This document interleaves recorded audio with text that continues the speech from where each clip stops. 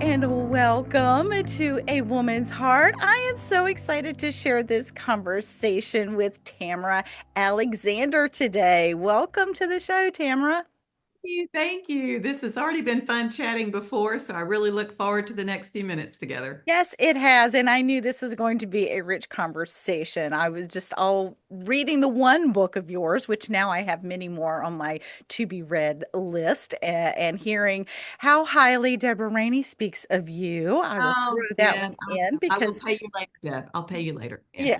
yeah. Yeah, so they have a fun going back and forth, embarrassing one another and also building each other up. So that's been very sweet. But I am really looking forward to sharing this conversation, as I said, and I always like to let my guests tell them a little bit about yourself and something fun that isn't normally in your bio. Ooh, okay. Yeah. Let's see. I live in Nashville. That's pretty, that's on my website, but I've been writing for almost 20 years. My first books were published in 2006. So I'm Hey, next year will be that 20 year. Married to Joe Alexander for 40 years, but boom, we just celebrated, had such a great time on congratulations. a trip. We've got two kids, our daughter, and both of them live here. Our daughter, who lives in Nashville, then our son and his wife, and our two grandchildren live about 30 seconds down Oh the my street. word. Literally, we're Wow. oh my word. Yeah.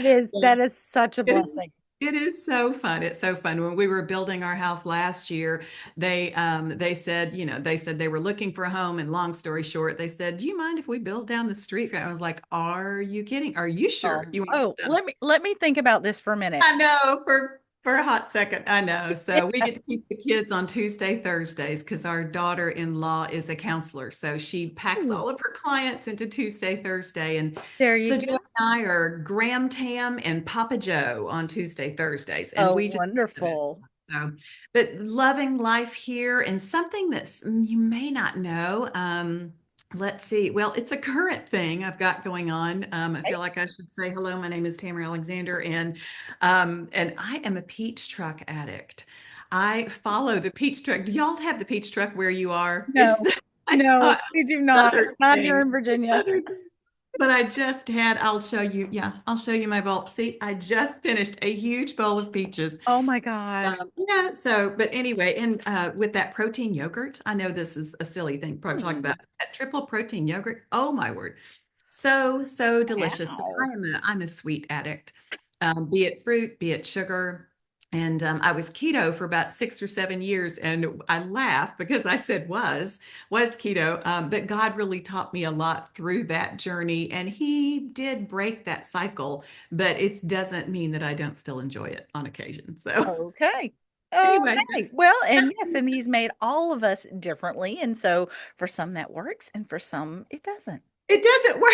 It's from the devil, as Lisa Harper might say. That's keto. I know Jesus. I love it how she says that Jesus is the bread of life. So see, right there, that means keto is from the devil. So Exactly. yeah, Exactly. I can definitely do that. Yeah. Jesus is yeah. the bread of life, so carbs are good. The Um, carbs are in great. moderation.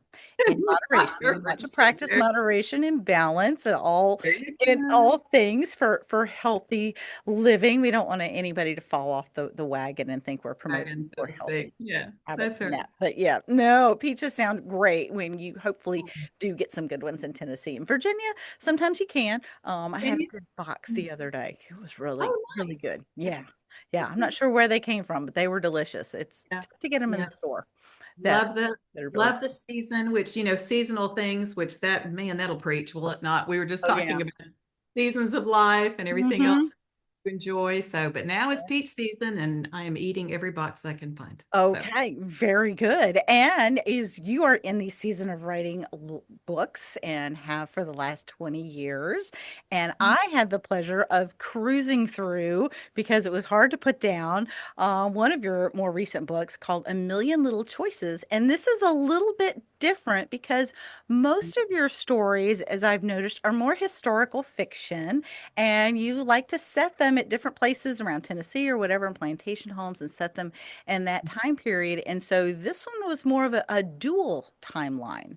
It was a good timeline So book. yeah, so how did you go from your, I would say your typical, your comfortable genre with historical fiction and setting them at plantations around Tennessee to this dual timeline? Well, my first seven books were Colorado territory, and then my next 12 were Southern. So yes, I am entrenched within the historical fiction, but this book has actually been inside me, was inside me for close to 15 years. I had started writing, Wow. and then I had an idea Hmm. for a dual timeline. This was probably 2007, maybe Okay. 2008. And so I approached my publisher, which was Bethany House Publishers, wonderful publisher at that. I approached them at that time. And again, just starting out, I'd only maybe had two or three books that were out Okay.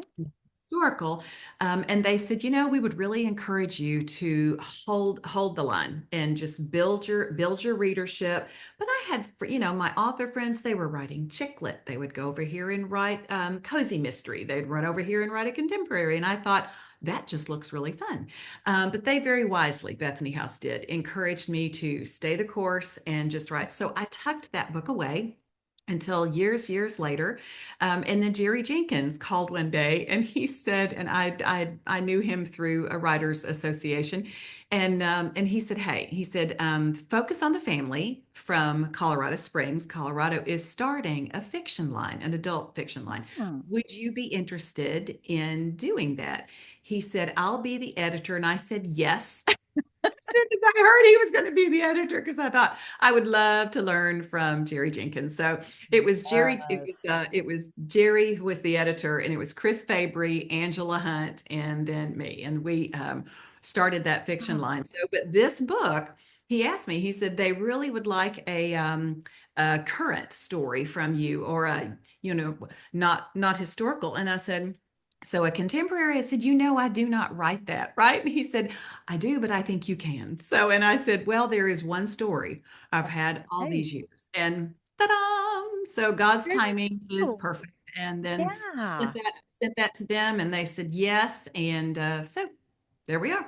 Yeah, so you got the contemporary part in, which that was the main storyline, but then the other storyline does go back historically into the past and with the mystery of what's going on and everything else. So I'm going to let you, because I am not going to be the one that gives a spoiler alert. I'm Oh, not going to do any spoilers to the best of my oh, ability. yeah. So tell us, you mentioned you've had this story in your brain for a long time and really wanted to get it out. Tell us what you want to about the book. About the book. Line. Um, Yes. what, yeah, Just what enough God to make them really interested. Yeah, what God has blessed me so much through the years with our women's relationships, the sisters in Christ that I've had, and I just had this thought of what would it be like to live in a home? Because of course I love history, so I've been to many historical homes, and when you walk in, I'm not saying they're haunted. I always very clearly say not haunted, but there is a presence. There is a Yeah. presence in these Hmm. places. And Yeah. I just wanted to capture the life of a woman who lived in that home originally when it was built, and then the journey and the faith journey, from both of them over time, but also contrast. We've been in a time in our country where a lot of people look back and think things have not changed very much for women. Things are the way they've always been. And I'm thinking, do you know your history? Because things have greatly changed for us. Do we have Yeah. strides to make? Oh, absolutely, Oh still. yeah. Oh yeah. Always in every area. But I wanted to show that and show how God's faithfulness is the same through all generations, as the song goes. Mhm. Also looking at marriage and adultery through not just the lens of a faith journey, but also through the lens of social of that era versus today, Yeah. choices that women have, and really what marriage is. Yeah, so that's where this came from, and of course I'm from Atlanta, so I absolutely relished having the heroine from the contemporary hate anything Southern. So that was just such fun. So. 'Cause I Yes, you kind of you like it. brought her So, you brought her from, I think it was Colorado to Atlanta, Colorado, and she was not happy about right, right. What you know, we lived in Colorado for almost 20 years. So yeah, so that was that. fun. Yeah, well, and as I said, I had a hard time putting the book down. I thoroughly enjoyed it. And then when I started getting both of the timelines, I'm like, "Oh, what's going to happen here and then what's going to happen there?" And yeah, so I really thoroughly enjoyed the book. And I loved, as you mentioned, the relationships, the friendships between the different women and how they helped each other out. And that I thoroughly enjoyed watching those relationships grow.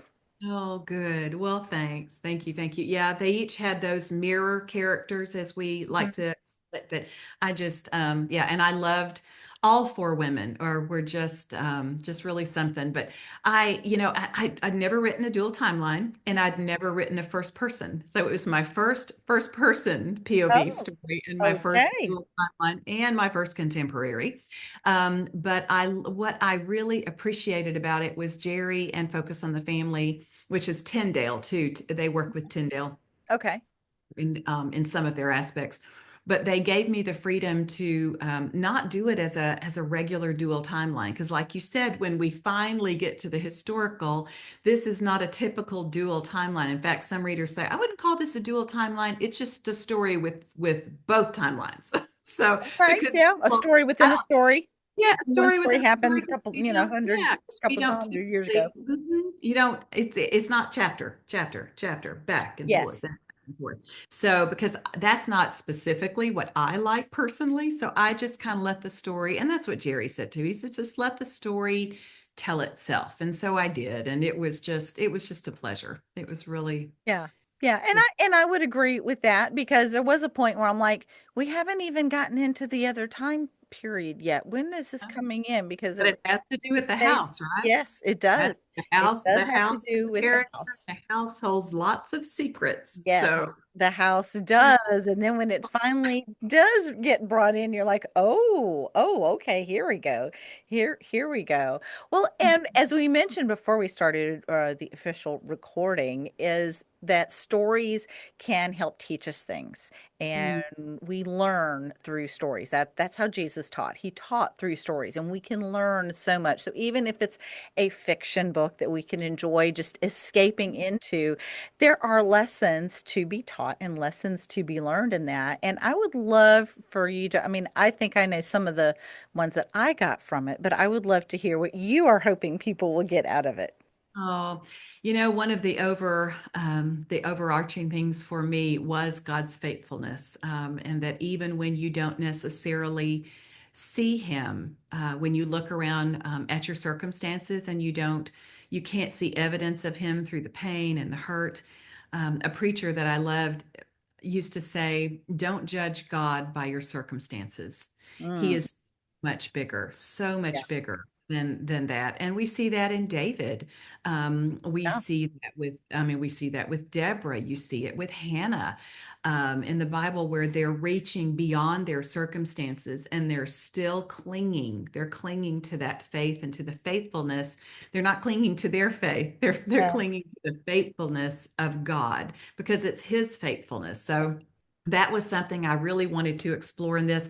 I wanted to explore again the bond, between women. I explored the marriage relationship and how even the social norms played such a different role within those relationships. yeah. So all of that, it was just, and again, it had been brewing within me for close to 15 years. So it really, it was hard to get it on the page. I'll be honest. It was because Mm, sometimes those stories that have been in you the longest are really hard to get on the page because they yeah. feel like they're just not fully there. But I Hmm. wrote, rewrote, and just, it was, yeah, I was really grateful that God gave me the opportunity at His perfect right timing, as always. Yes. Maybe open the door.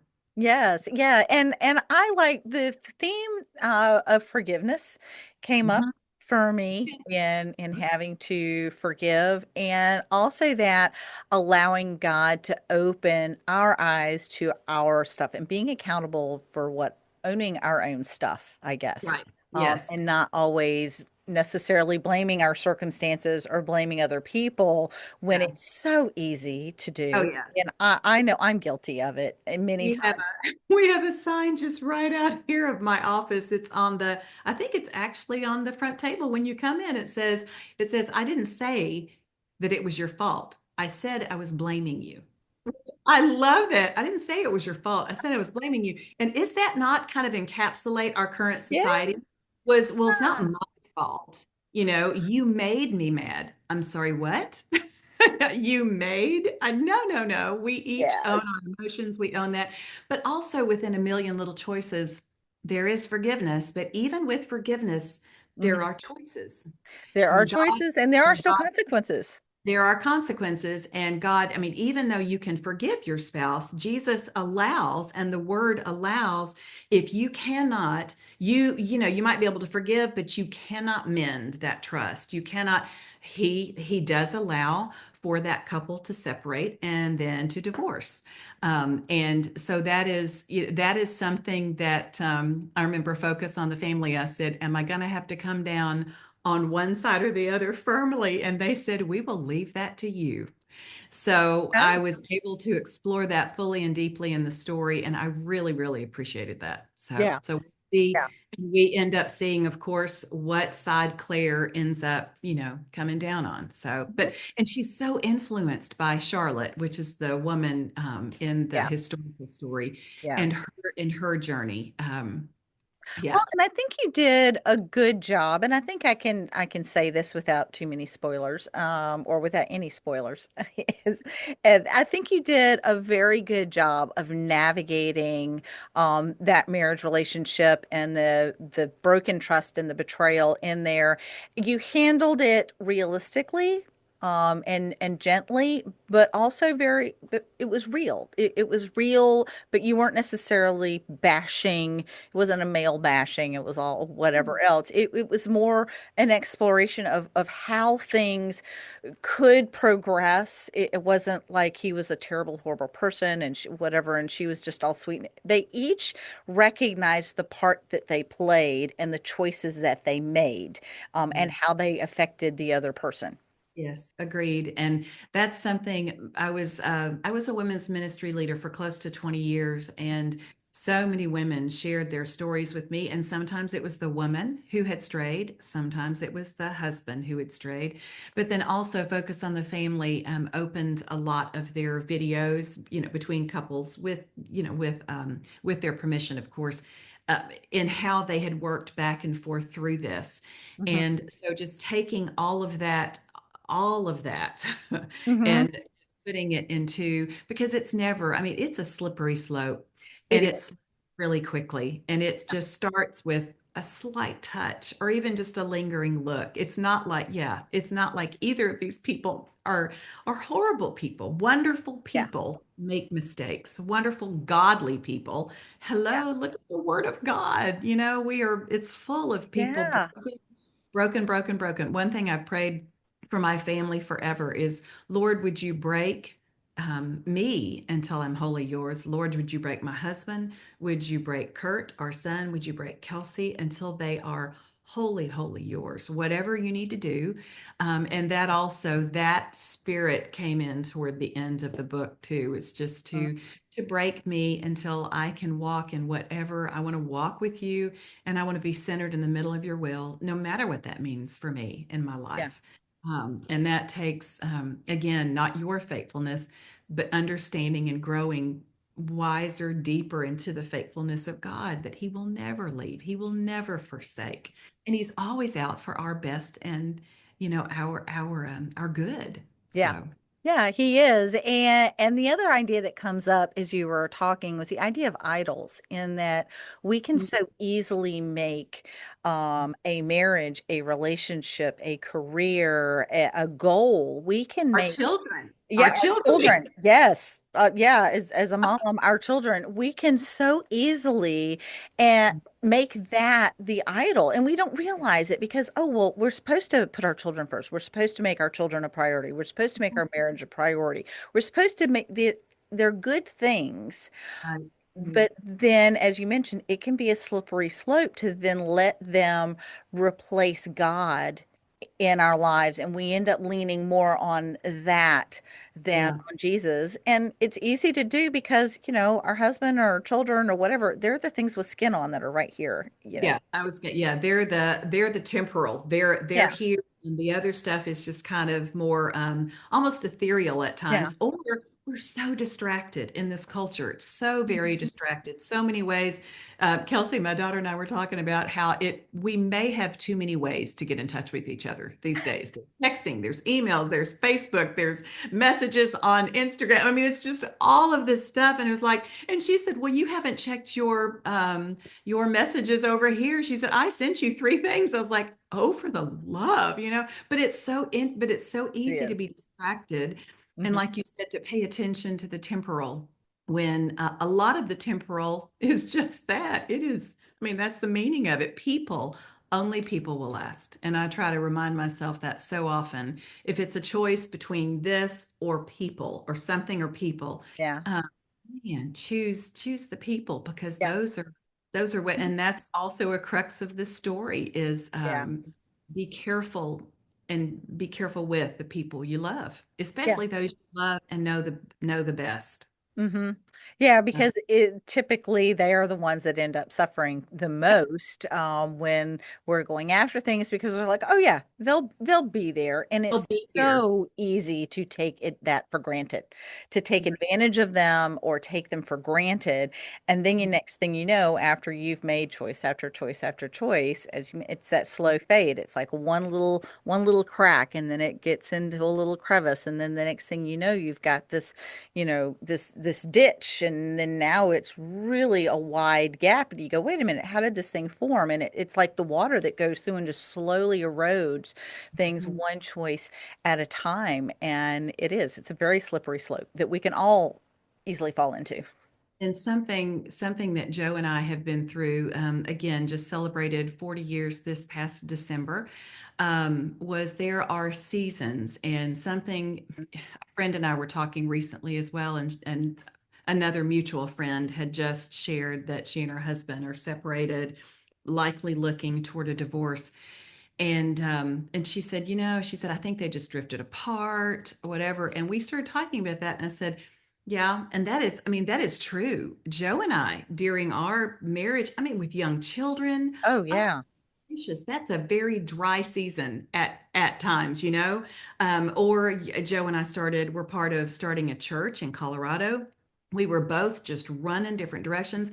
And as I told her, I said, yeah, we do grow apart, but the difference is that you come back with intentionality, and Yeah. you you make that a priority, and you even work at falling in love again. And so much of this culture, and I'll throw my not my career, but what I do, so many novels, so many of the romance, what we call Yeah. bodice ripper novels. Yeah. It's all the falling in love, and then when the love's not there anymore, the emotion, they move on to something else. Mhm. And it's just like, no, no, no, no, no, no. You are missing this. The whole crux of marriage is God created marriage, which a lot of people don't realize that. This was not a societal Mhm. creation. Marriage No. was God, created yeah. by God between a man and a woman. But it was to display his faithfulness. It's the mystery of Christ and the church, right? Hmm. Of the bridegroom and the bride. But with this earthly relationship, you got to work at it. You cannot let it drift. But when you do, and I don't say if you do, because if you are married long enough, you do let it drift, because Yeah. there are so many other distractions. Hmm. And you look at each other and you think, who are you again? I know I married you back in Yeah. 1980. Yeah. But I know. I Joe thought, and I, yeah, and there are different seasons, but and Joe and I have just entered a different season. He is now retired, and he is here 24/7. Wonderful. Also, like, what? Where is all my time that I used to have, the house alone? Like, you're here like all the all time. all the time now. This is Yeah. this is as my daughter would say, this is fascinating. Fascinating. Yes. but it's just but it's working those relationships and just working on the marriages is a gift, but it is also Joe and I will label things FTJs, full-time jobs, and we'll Uh, like he'll say, our dogs are, they are really FTJs. And I said, they are. I said, but marriage is an FTJ, full yeah, time. it is. It is a full-time job. And as you mentioned, the seasons, yeah, there's that newlywed, and you're just so happy to be in love. And then you go, oh, okay, In well, the butterflies reality. aren't necessarily there anymore. But then you go through different seasons, and I have told a number of people, it's like, well, people go, well, how do you know? And how do you know? And they want to do all this to know for sure that it's like you don't necessarily know. That's how you have people that have been married 15, 20, 25 years, and then they finally go, I'm done. And it's the because the seasons change and people change, you have to keep making that commitment and keep making that choice to work it out. And I understand there are times when that is not possible or even dangerous in some cases. So I do Yeah. not want to shame anyone. I know plenty of women that are that, and I know that's not your goal either. No. So I understand if it's toxic, get out. I mean, Get out. yeah. Absolutely get out. And there's even a scene in the book, and we won't talk about it specifically, but Claire majorly walks straight into this assumption where she's sitting there at the table and she just assumes something. And then she is close to she's bashing, Claire is bashing, doing her own bashing. Yeah. And then the truth is revealed and she realizes, wait a minute, this is not a one-faceted thing. No, And it's not that's the part one of her thing. journey too, is it Yeah. has so many facets. Marriages do, relationships do, Yeah, but they do. I am just, yeah. So no shame at all whatsoever. Even if you have gotten a divorce and it was not what we would term a biblical divorce, Jesus's grace and his Yeah. blood, the power of his blood covers. Oh yeah. So Yeah. yeah. Absolutely. Definitely. Oh, well, Tamara, I'm sure we could carry on all Oh afternoon yeah. and it would be so much fun. We'd have so much fun. Uh, but I always like to ask, this has been, as you mentioned, this story was inside of you for a long time and you've been writing for a while. This is a passion of yours that God has given that you have pursued. And I always like to ask, what would you say to encourage someone else to pursue the passion that God has placed in their heart? Ah, God, I do believe that God has, that He has created for us this unique race for each of us to run. The word says that. And every part of God's no along the way is really part of His yes when His perfect timing is reached. I Mm, learned that with this book. I've learned it with my children. I've learned it in my marriage. I've learned it in my walk with the Lord. There were years where I asked God, would you please deepen my desire, deepen my hunger for you? And he did. And it took, and he used a lot of pain, frankly, pray and then hold on. Because most of the time, if you're looking to do something and you can do it on your own strength, that's probably no, not probably. That is not what God has brought you to do. I yeah. love Henry Blackaby's from the Experiencing God, that God is going to lead you to something, to this precipice, and you think there is absolutely no way I can do this, and God says, "Welcome, beloved. Let's go." Yeah. It's so just know that if he calls you to something, answer yes and step out and just do it. So, because I never thought 20 years later I'd be doing this, and I am just absolutely loving it. Grandmother, mom, wife, just all the things. But it's been a journey and lots of seasons, Yeah. but God's been so faithful through it all, and I'm so grateful.